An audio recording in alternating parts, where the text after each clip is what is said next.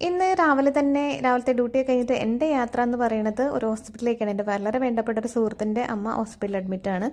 അപ്പം അവിടെ ഒന്ന് പോയിട്ട് വന്നിട്ട് ബാക്കിയുള്ള കാര്യങ്ങൾ ചെയ്യാമെന്ന് വിചാരിച്ചു.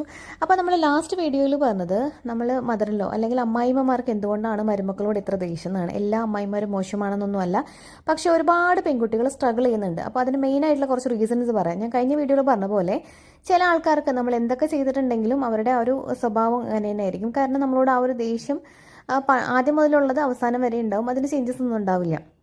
പിന്നെ മെയിനായിട്ട് വരുന്ന 2-3 പോയിന്റ്സ് പറഞ്ഞുതരാം. ഒന്നാമതായിട്ട് കാര്യം എന്ന് വെച്ചാൽ ചിലരുടെ സ്വഭാവം അങ്ങനെ തന്നെയായിരിക്കും. ചില അമ്മായിമാർ പൊതുവെ ദേഷ്യം എല്ലാവരോടും ഒരു പ്രകൃതം അങ്ങനെ ആയിരിക്കും, അതുകൊണ്ട് അങ്ങനെ ആവാം. പിന്നെ രണ്ടാമത് അത് ചിലപ്പം ആ ഒരു കാര്യം മരുമക്കൾ തിരിച്ച് സ്നേഹിച്ച് ചിലപ്പോൾ മാറ്റിയെടുക്കാം. രണ്ടാമത്തെ അമ്മായിമ്മമാരുടെ വിഭാഗം എന്ന് പറയുന്നത് ചില കുനിഷ്ഠ പിടിച്ച നമ്മളുടെ ഫാമിലി മെമ്പേഴ്സോ സുഹൃത്തുക്കളോ ഒക്കെ പറഞ്ഞു കൊടുക്കാം, ഇതിലും നല്ല മരുമക്കളെ കിട്ടിയേനെ, ഇതിലും സ്ത്രീധനം കിട്ടിയേനെ, ഇതിലും നല്ല ആലോചനകൾ വന്നേനെ മകന്, ഇത് വേണോ കിട്ടിയതെന്നൊക്കെ പറഞ്ഞു. അപ്പോൾ ആ ഒരു കാര്യം സബ് കോൺഷ്യസ് മൈൻഡിലേക്ക് കിടക്കുന്നത് കാരണം ഇവർക്ക് തൊട്ടതെല്ലാം ദേഷ്യവും പ്രശ്നങ്ങളൊക്കെ ആയിരിക്കാം. മരുമക്കൾ എത്ര നന്നായിട്ട് അവരെ ട്രീറ്റ് ചെയ്താലും അവർക്ക് ആ ഒരു ഫീലിങ്ങിലെ മരുമക്കളെ കാണത്തുള്ളൂ. എന്തൊക്കെ സ്നേഹം കൊടുത്താലും എന്തൊക്കെ ചെയ്തു കൊടുത്താലും സെയിം ഫീലിംഗ് തന്നെ ആയിരിക്കും. പിന്നെ രണ്ടാമത് വീണ്ടും ഒരു വിഭാഗം അമ്മായിമ്മമാരുടെ പ്രശ്നം അവരുടെ മക്കളെ കൂടുതൽ സ്നേഹിക്കുന്നു അല്ലെങ്കിൽ അവരോടുള്ള സ്നേഹം നഷ്ടപ്പെടുന്നു എന്നൊരു തോന്നൽ കൊണ്ട് മരുമക്കളോട് ആ ഒരു പൊസസീവ്നെസ് കൊണ്ടുള്ള ദേഷ്യം ഉണ്ടാവും. അത് കാലക്രമേണ ഗ്രാജുവലി കുറഞ്ഞു വരുന്നൊരു കാര്യമാണ്. അത് പിന്നീട് കുറച്ച് കഴിയുമ്പോഴത്തേക്കും മരുമക്കൾ എന്താണെന്ന് മനസ്സിലായി കഴിയുമ്പം അത് ഓക്കെ ആയി വരും. അങ്ങനെയുള്ള ആൾക്കാരും ഉണ്ട് കേട്ടോ.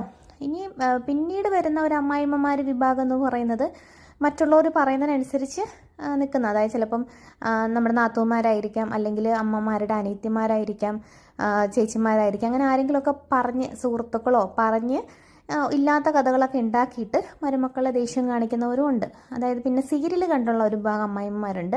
അപ്പോൾ അവരുടെ ഒരു കോൺസെപ്റ്റിൽ അല്ലെങ്കിൽ ഇങ്ങനെയുള്ള മരുമക്കൾ എൻ്റെ മരുമക്കൾ ഇങ്ങനെയാണെന്നുള്ള ചിന്തയിൽ വരുന്നവരും ഉണ്ട്. അങ്ങനെ പല വിഭാഗം അമ്മായിമ്മമാരെ ഇതിൽ നിന്നൊക്കെ രക്ഷപ്പെടാനായിട്ട് നമുക്ക് മെയിൻ സപ്പോർട്ട് എന്ന് പറയുന്ന ഹസ്ബൻഡിൻ്റെ ഒരു സപ്പോർട്ട് എന്ന് ഉണ്ടെങ്കിൽ നമുക്ക് ഈ ഒരു ഇഷ്യൂസിൽ നിന്നൊക്കെ നമുക്ക് രക്ഷപ്പെടാൻ ഗ്രാജുവലി മാറ്റിയെടുക്കാവുന്നതും മാറ്റിയെടുക്കാൻ പറ്റാത്തതുമായ അമ്മായിമ്മമാരുടെ പല വേർഷൻസ് ഉണ്ട്. അപ്പം നിങ്ങൾ പറയൂ, ഈ ലിപ്സ്റ്റിക് എങ്ങനെയുണ്ട്? ഇത് മാമാർത്തിൻ്റെ പുതിയ ലിപ്സ്റ്റിക് ഷെയ്ഡാണ്.